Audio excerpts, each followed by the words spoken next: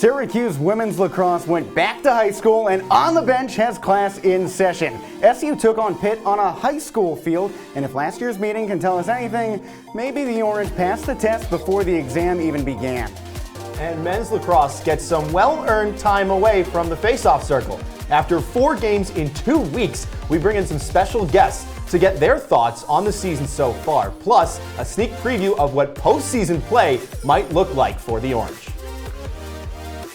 The Drumlins Country Club tennis courts are closed to college competition and open again for public use. The Syracuse season wrapped up on Sunday, and the only ACC tournament awaits. We'll step out of the studio to think out of the box about what comes next with the Rackets. Over on the Diamond, Hughes hosted games against Clemson, the Tigers, and that other ACC team that wears orange, I can't remember the name. Plus, take a look at SU's next opponent, a CNY foe. On the Bench is back up and running. Jesse, one last time, let's hit it.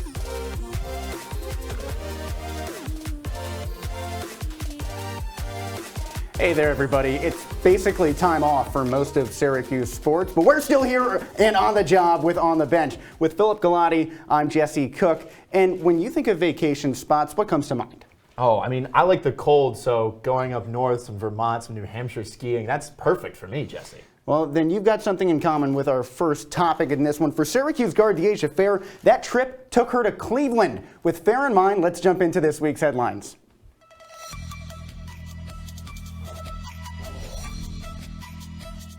Fair played in the Women's College All-Star Game on Saturday. The grad student dropped 19 points, including the game winner. This all comes after Fair officially announced that she had declared for the WNBA draft. Truthfully, we almost knew that she was going to the draft, but she put it in writing on social media on Thursday. To break down more about the Buffalo transfer's journey, we've got Della, Piana, our women's basketball beat reporter, in studio with us over at the wall with Philip, almost ready to go to talk about Della Fair and her illustrious career, as well as what's next for her and the team as a whole.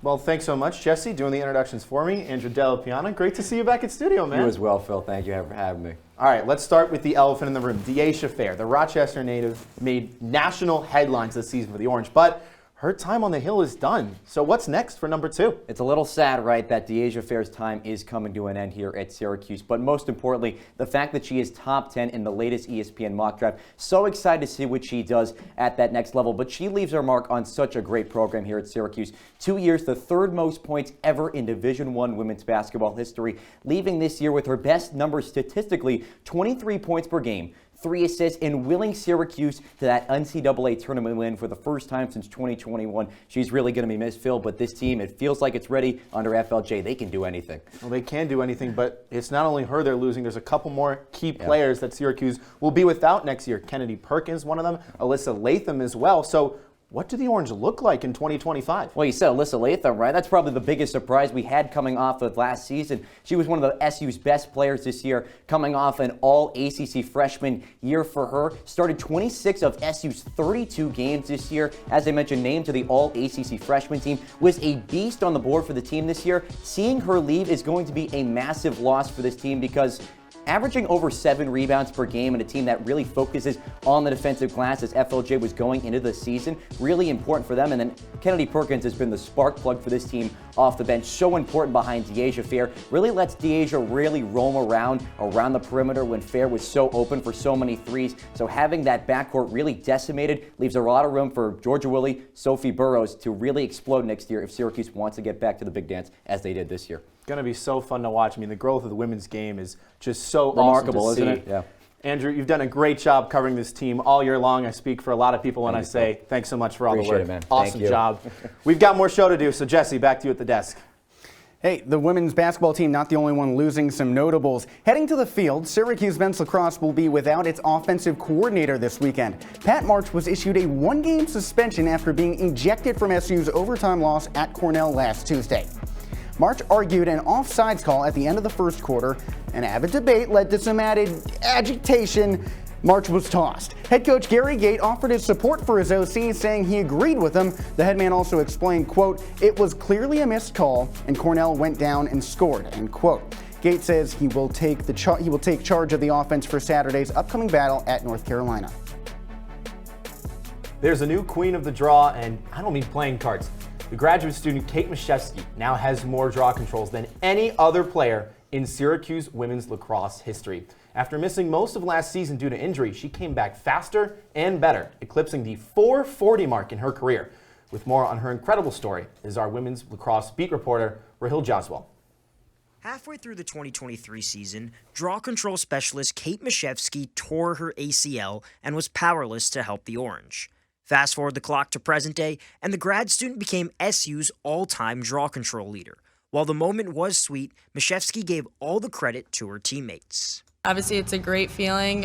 It's kind of a full circle moment for me, because last year, our last game in the Dome, I was injured and couldn't play in my senior game. So to hit that record this game at home, last game in the Dome is special. But I owe it all to my teammates. I mean, Katie, Nat, Munch on the circle, they're unbelievable. A lot more goes into the draw than just the actual draw, like the boxing out. Really gives me time to get the ball out of the air. So a lot of that credit goes to them.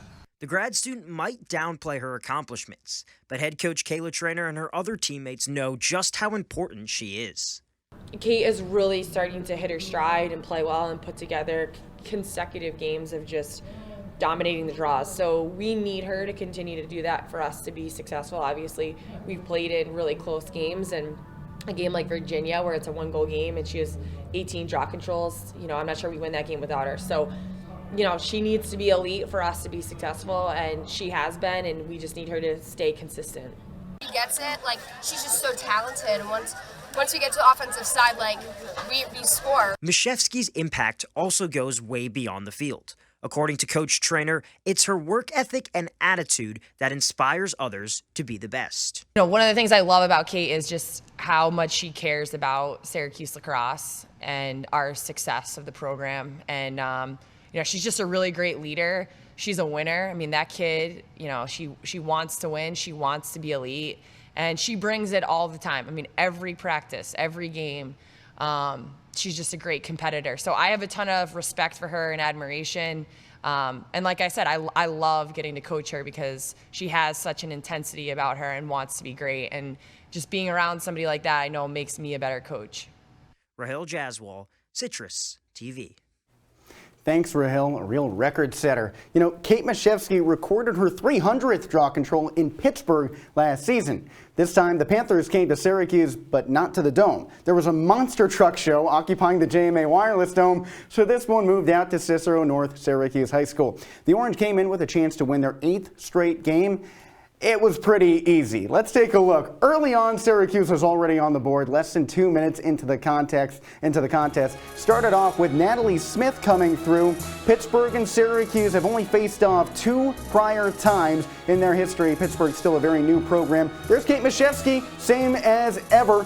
And there you go, Natalie Smith opening up the scoring.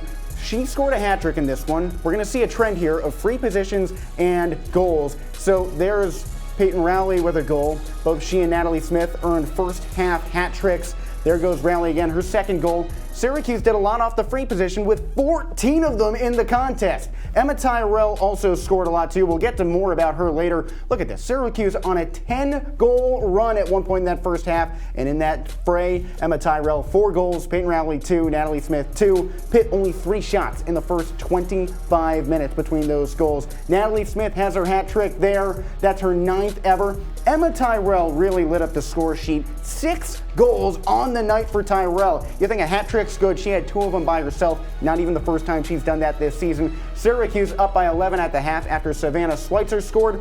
Here, Pitt brings it back to 10. Finally, it's still 12-2. Syracuse up by a ton. That goal there from Caitlin John Donato right after the half, unassisted. Emma Tyrell comes back.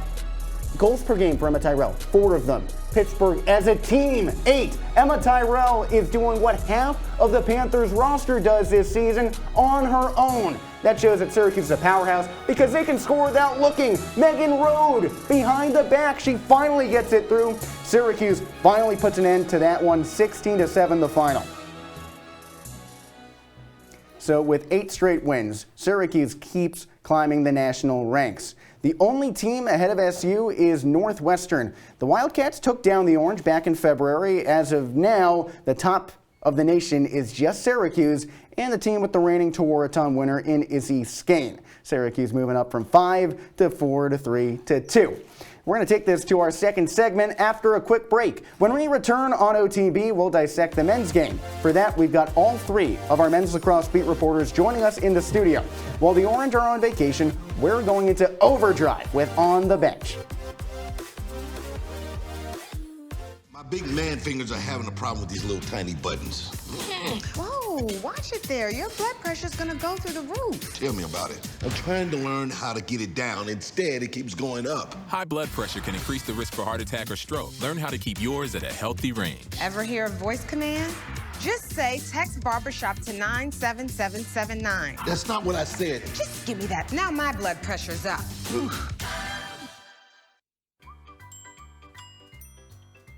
Fancy pants peanut butter? A big screen television? You haven't even bought a sofa yet. A motorcycle? When your father finds out, he's gonna flip his shoes with 2 buckles? What do you even need 2 buckles for? Mr. Big Shot, buying whiskey shots for everybody in the bar. From the looks of it, I'd say nobody even remembers. Feed the pig.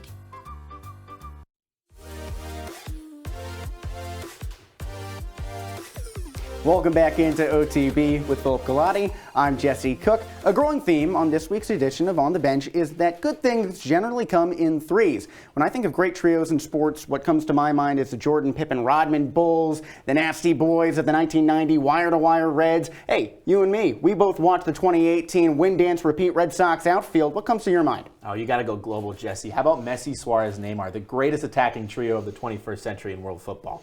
Hey, you got arguably the greatest footballer of all time in Messi and the greatest faker of all time in Neymar there, too. Well, we're thinking big threes on this show, and we've got our own big three here at Citrus TV. Our men's lacrosse beat reporters, Adam Gotkin, Sam Corcoran, Luke Burgess, they're all with us. And we've got Luke and Sam right here. We'll get to Adam later. Gentlemen, it's been a while since Syracuse last played. The Orange played at Cornell on Tuesday. They've got about a week and a half off before going into North Carolina on Saturday. When Syracuse doesn't play for more than a week in that first game back, since 2021, they haven't won. They're 0-8 in that span. This time they have to do it without their offensive coordinator after Pat March was ejected and suspended during the Cornell game. Yeah, it's a little bit of a worrying sign, right, Jesse? Because right now this is a Syracuse men's lacrosse team that really can't afford to lose any more games. I mean, they're into their worst stretch of the season so far, Sam. 2 tough losses, and then a loss against Cornell that really looked like it was in the bag the whole way, and then all of a sudden things change on you, and now you're looking at a 2-game rut and kind of searching for answers late in the season, which is exactly when you don't want to be searching for answers. And it was in the bag until Pat Marsh got ejected in the first quarter. After that, it seemed like all the momentum shifted to Cornell, and after the game, Coach Gates said that losing Pat Marsh was a huge loss for this program, and he's really close with the offense. Coach Gate, not an offensive play caller, he's the head coach. That's Pat Marsh's job to call the offensive plays. So a bit of an adjustment for Coach Gate, an adjustment for the entire offense and the team in general. And overall, that's where the collapse came in. Losing him against North Carolina is huge. Yeah, it's going to be really tough. Like you mentioned, Gate kind of has to relearn this offense because he doesn't interact with the offense as much on a day-to-day basis. So you're going into 2 massive ACC games. You got a coach who's a little bit uncomfortable. It doesn't necessarily seem like you're set up for success in this big portion of the season. I guess, is there anything you think that this offense can kind of do to overcome these struggles now that you're getting this extra level of adversity thrown at you? Well, I think faceoffs is going to be crucial against North Carolina. Against Notre Dame, Syracuse really struggled at the faceoff circle. 44 for 20 on faceoffs. Mason Cohen was a little under the weather. Coach Gates said that after the game. Against Cornell, they were fine, but in the fourth quarter, that's where the collapse really happened. 2 for 7 against Cornell in the fourth quarter for faceoff. So not good overall. It's going to be really fun to see Coach Gate coach this offense, I will say. Going up against his former defensive coordinator, Dave Petramala, it should be a fun battle. That's 2 coaches that know each other real well. And people often think of Coach Gate as a player as the greatest offensive lacrosse star of all time. I mean, his air gate goal is something that lives in every lacrosse highlight reel. So it is odd to think that maybe he is uncomfortable now dealing with the offense. But Dave Petramala, they matched up plenty of times when they were players. Petramala, often called the greatest defensive player of all time. Maybe they thought it would work when they were together at Syracuse. Not the case. But now Syracuse is having some of those late game struggles, and a lot of it is offensive collapses. Now you're going up against a strong North Carolina defense. Sam, how does this play into effect going not just into UNC, but forward in the ACC? Yeah, 2 stats for you for North Carolina. Top 10 in scoring defense and ground balls nationwide, Jesse. So a tough task for an offense that, like you said, has been struggling not only late game, but early game as well. Against Notre Dame, Syracuse had a little bit of a comeback, but it was just too little too late. They had to get a good start. They didn't. Against Cornell, the end game was what really haunted them. I think maybe a UNC team that's a little bit overlooked as well, because we go into the beginning of this season. Of course, the ACC is such a small conference. A lot of projections had UNC finishing right in the basement at 5, which is the only team that misses out on the conference tournament. So maybe a little bit of a trap game, but I guess maybe you can be happy that they've lost some of these games in some sense, because you know that the team is going to come out ready. There's no way that you come out underprepared with 11 days to prepare after your last loss, and the way that those 2 games were lost. Of course, Notre Dame was a little bit steeper, but you still lose that Cornell game in heartbreaking fashion. You want to make sure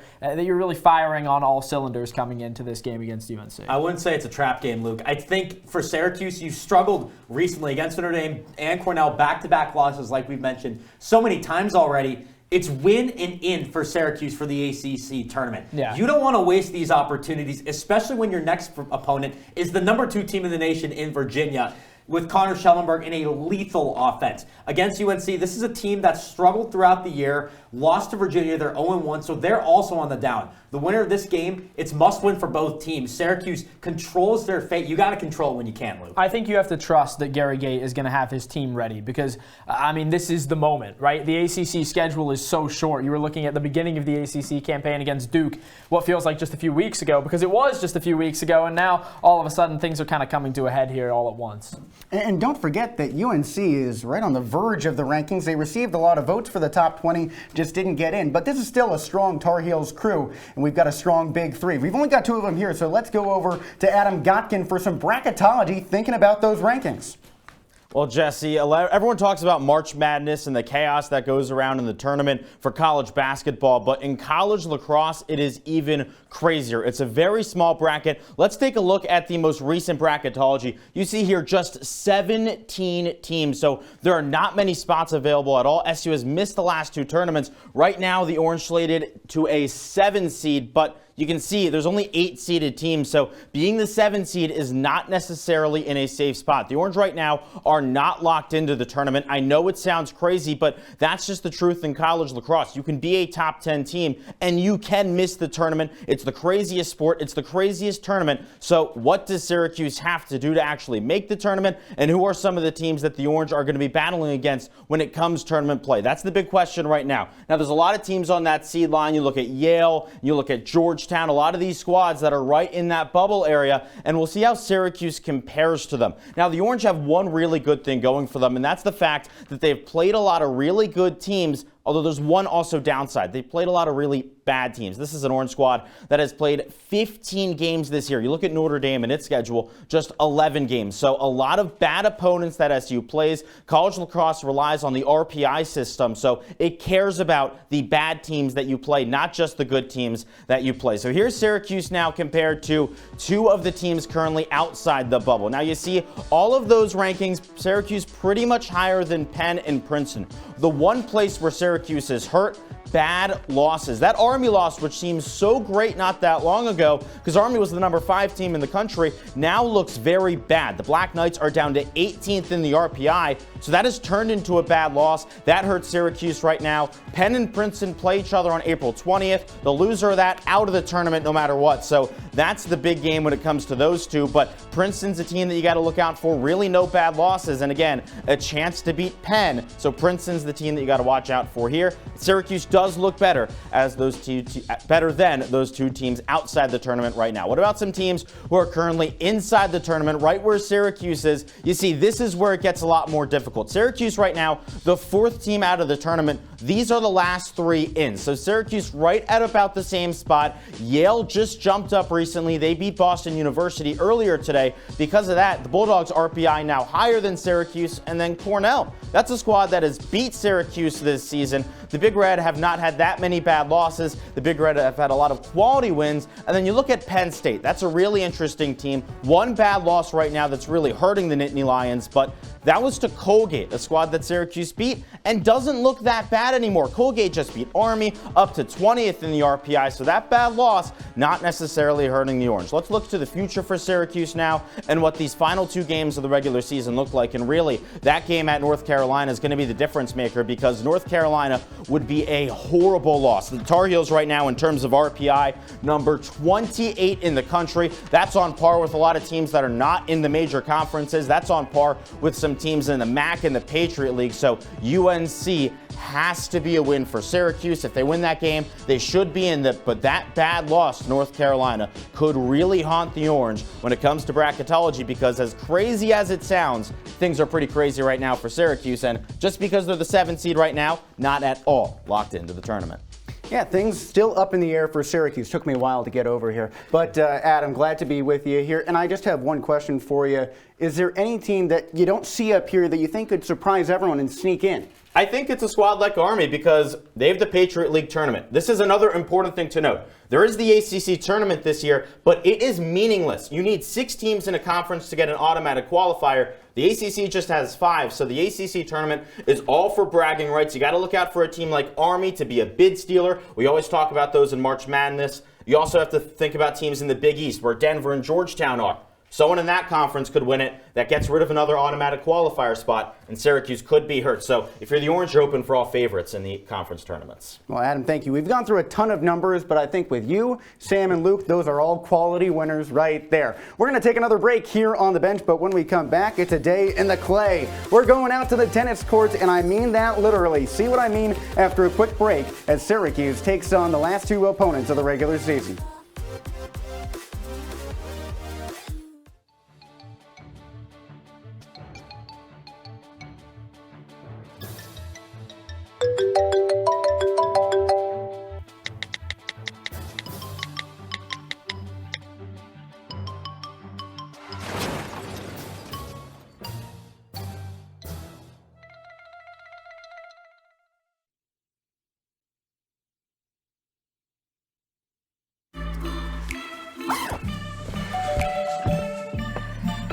Yo, camping buddy.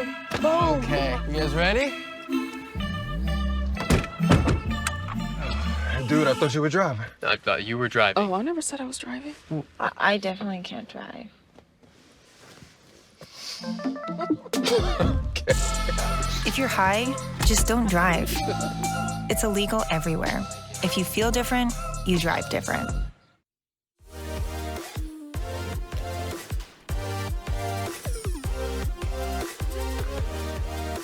Welcome back here on the bench with Jesse Cook. I'm Phil Galati. Jesse, when's the last time you picked up a tennis racket? Do you want the real answer or the one that we're using for the show? The real answer. This morning. Okay, before that.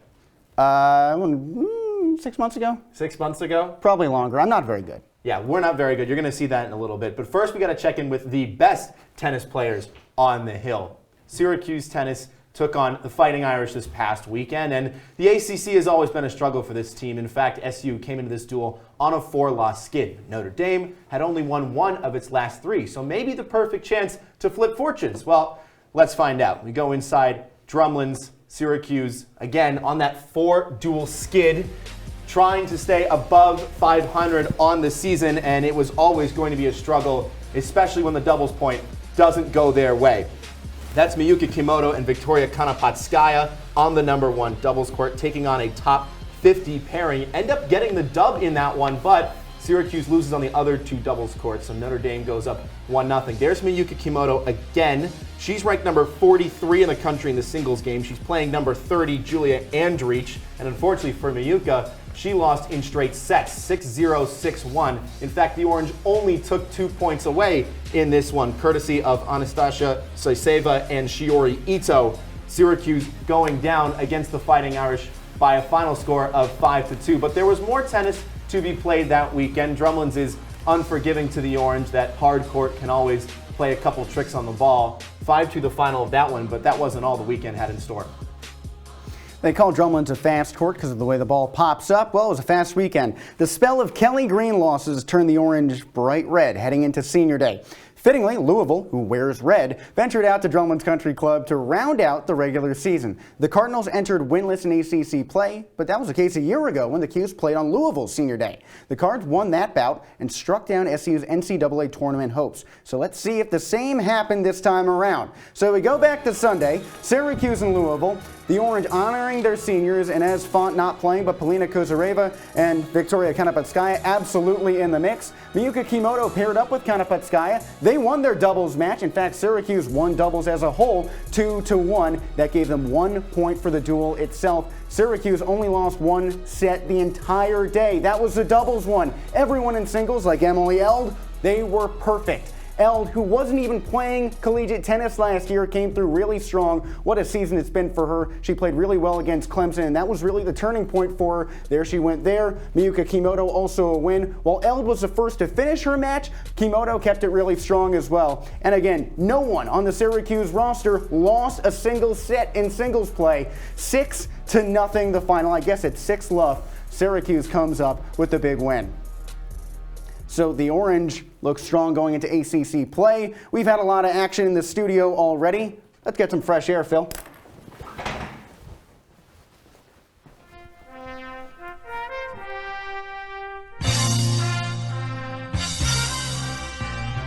Syracuse tennis ended its regular season on Sunday, so we thought we'd try our hands out here on the court. Yeah, it's not easy. It's not the warmest either, but the Orange still have the postseason ahead, so we bring in Josh Richardson, our tennis beat reporter. Good to see you, man. See you too.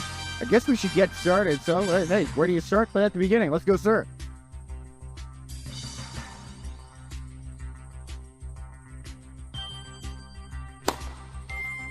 Syracuse saw a lot of things like that throughout the first 4 matches of the season. Winning its first 4 duels, that catapulted to winning 7 of its first 8.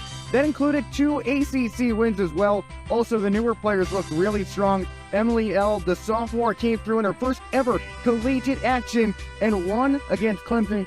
Josh, that was a quintessential win. The second ACC game, the newcomers looked so strong. It was big, and it wasn't just Eld. Jesse was also sophomore transfer Anastasia Sisueva. She came over from Florida, started 5-0 through the first 5 duels of the season. She was cooking, and she never stopped. So everyone looked good early on, but it wasn't always that way. Let's head over to the other side with Phil. 117 takes later, Jesse has his second point of the morning. You know who wanted another take at conference play?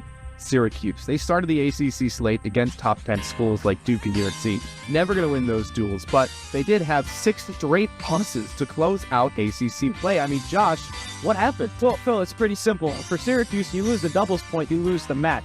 Playing against number 4 Virginia, playing against Duke, playing against North Carolina, you lose the doubles point in those matches. It forces singles to win 4 out of 6 if you want a shot to win the overall duel. It's just not something that Syracuse could repeat and produce week in and week out. Well, I got to go produce another win at the net, so I'll see you in a minute. I'll see you in a bit. Gotta get that one back real quick.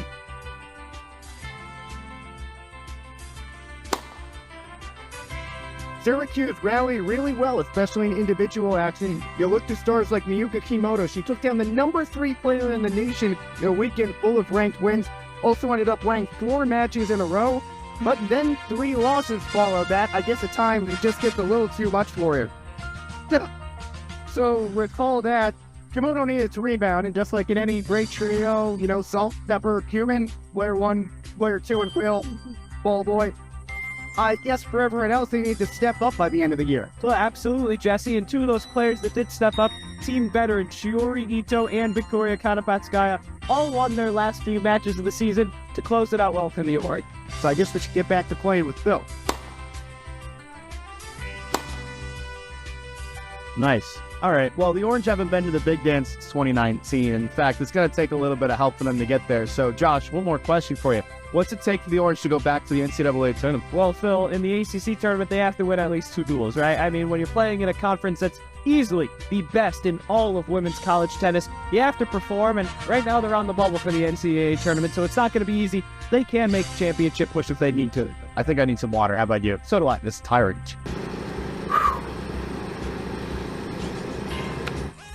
I do not think that collegiate tennis is for me. I think I could do it. Yeah, I think my hips are done for the month. maybe we should leave it to, the college athletes who are about to go to the playoffs, play the ACC tournament. So, what's next? I forgot. Oh, it's softball season. Syracuse still in the middle of its campaign. They just played Clemson this past weekend with Colgate ahead. When we come back on the Bench, we're going to get back into the studio and leave the athletics up to the actual athletes. When we come back, let's hit the bases.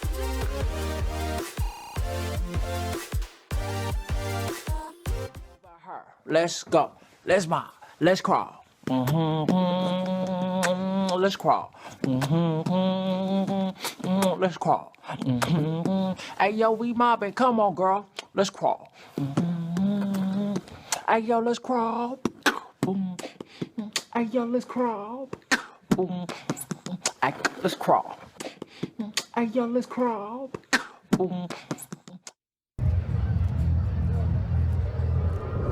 Looking for these? You drive buzzed. It could be one very expensive ride. First, you gotta make bail.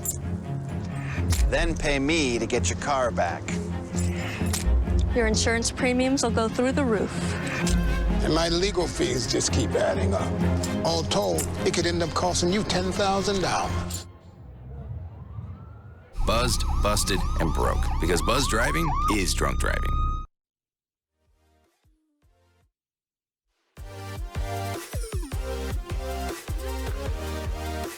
Welcome back on the bench, and thankfully back in the studio. I'm Philip Galati, that's Jesse Cook, and we're going to stay here for a little while. Jesse, let's talk some softball, shall we?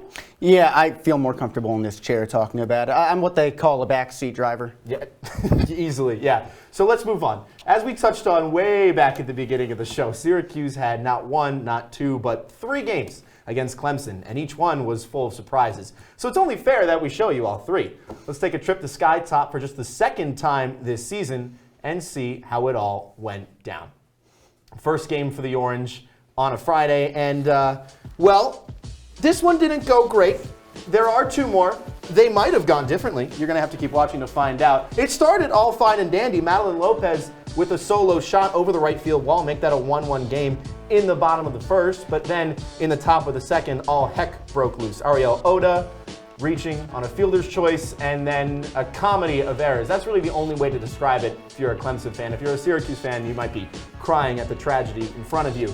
A couple more errors and a couple more scores for Clemson. The top of the second, still Clemson up 5-1 now. Fast forward, top of the 5th, and the Tigers have taken an 11-2 lead. A couple more errors just for good measure. A couple more good hits from the visitors as well. The Tigers were just running rampant at Sky Top, and there was nothing Syracuse could do to stop it. Mercy rule after 5 innings, an 11-run deficit for the Orange. Yikes. That's the only way to describe that game. But Phil, I'd be lying if I said that was the only time that happened this weekend. Syracuse and Clemson, take 2. First pitch runs inside to Maddie Moore. Okay, she takes her base. Top of the first inning, no score. Alex Brown walks, first and second.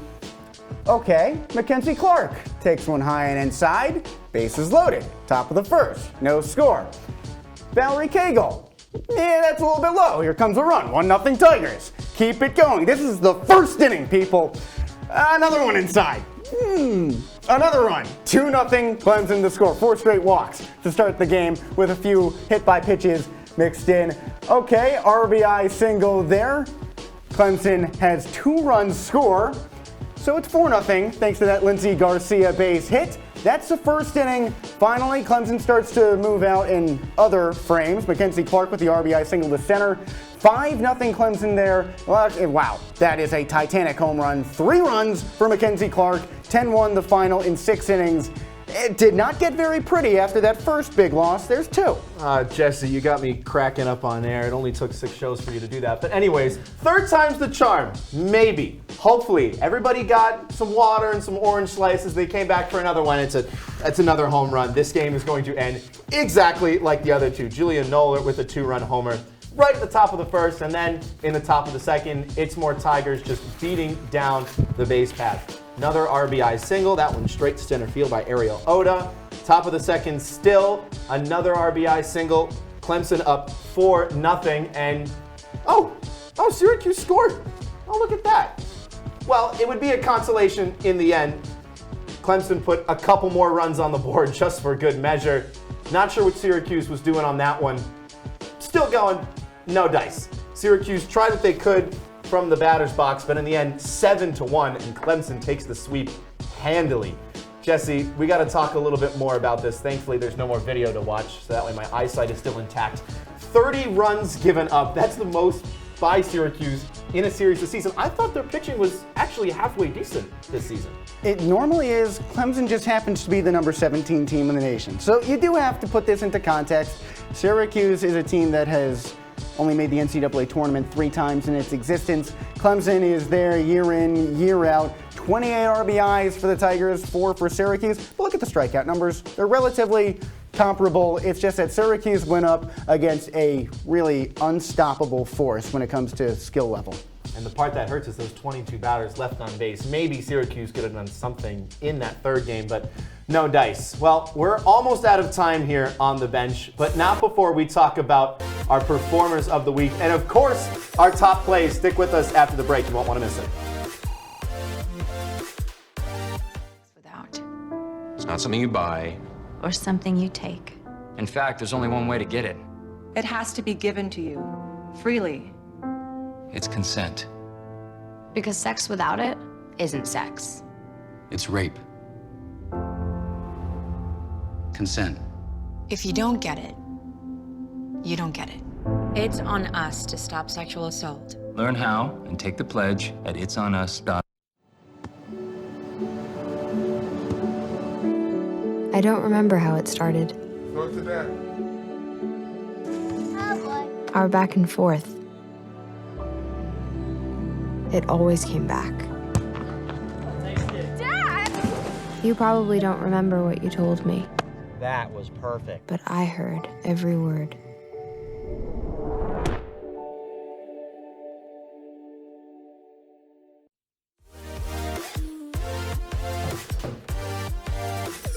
Rounding third and heading for home, we're finishing up here with On the Bench. Jesse Cook with you next to Philip Galati. And Philip, we talked about softball before the break. We looked ahead with that Colgate series coming up. That's what they have on Wednesday. Looked back with Clemson on this last trip around the bases. Let's look back again at the best across the board in this past week. Now, despite the losses, we actually start with softball. They may have gotten swept, but still, to begin our performers of the week, Philip, have you ever heard of the expression off in left field? No.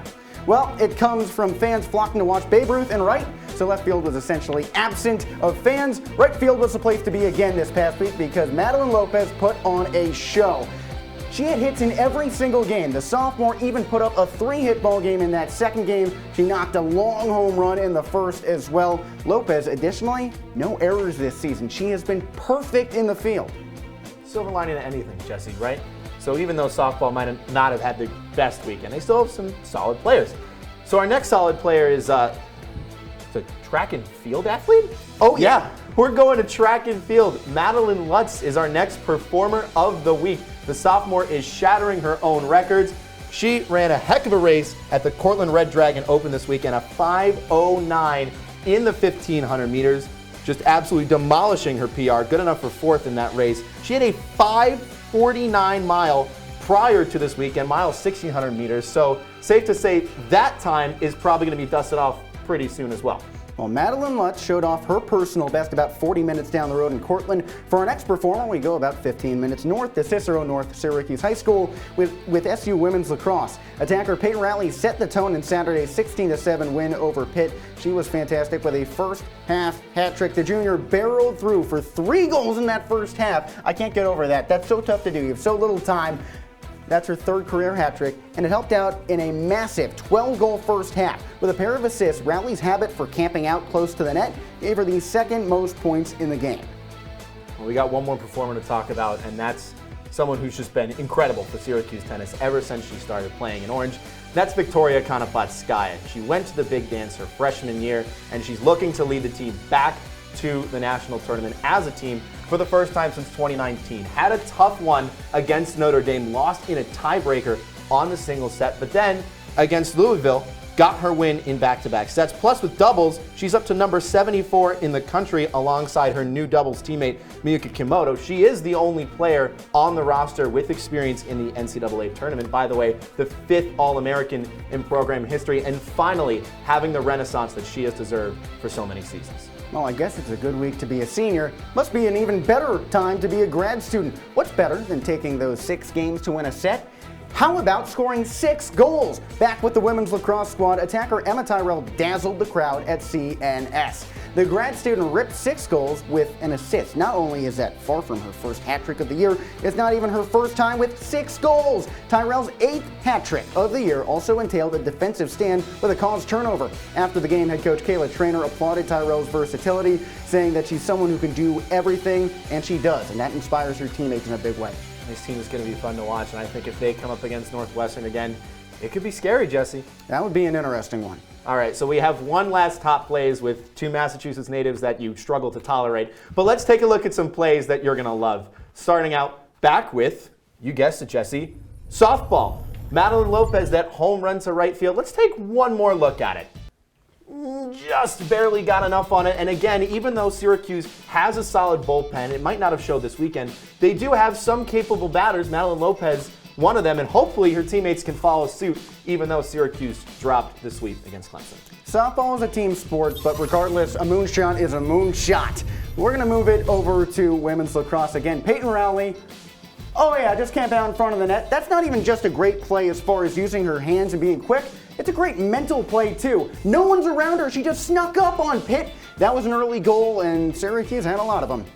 We're going to go back to tennis for number 3, and it's the new number 1 seed for Syracuse, Miyuki Kimoto.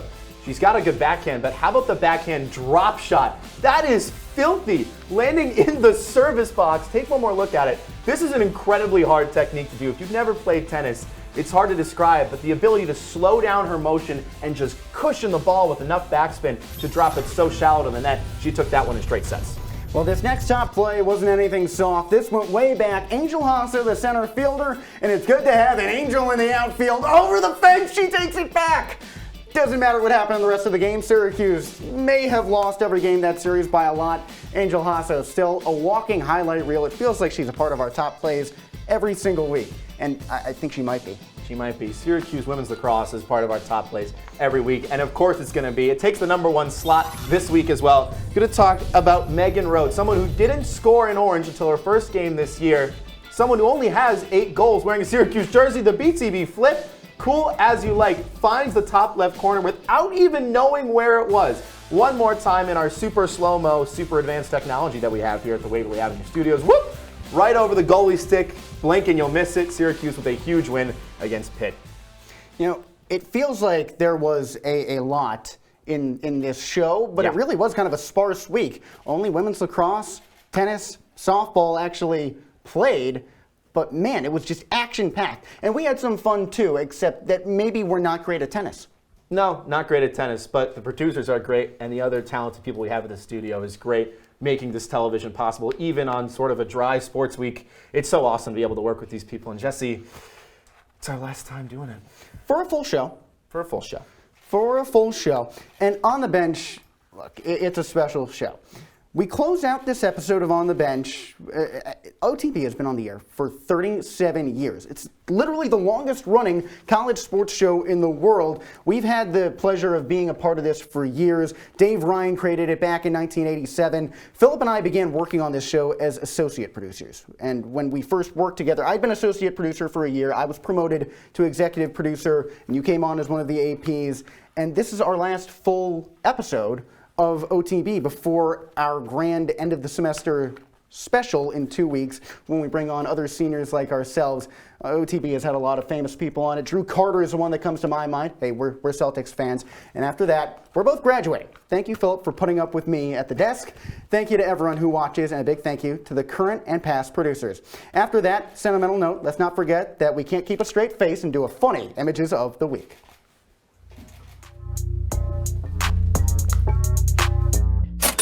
Please rise for our national anthem. Well, I was told I peaked in high school. To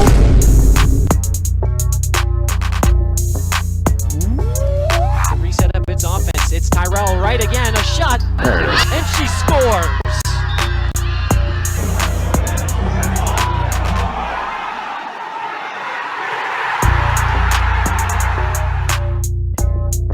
When did you realize you were like, I got motion, twin? Passes, a shot, and a goal! Emma Tyrell, Hall of Fame catch and shoot badge on. Back to the free position. Emma Tyrell will take it, runs, slanted, and she scores. Kick up your feet, SU. What? Make yourself at home. It might not be the Dome. Syracuse takes care of Pittsburgh 16-7.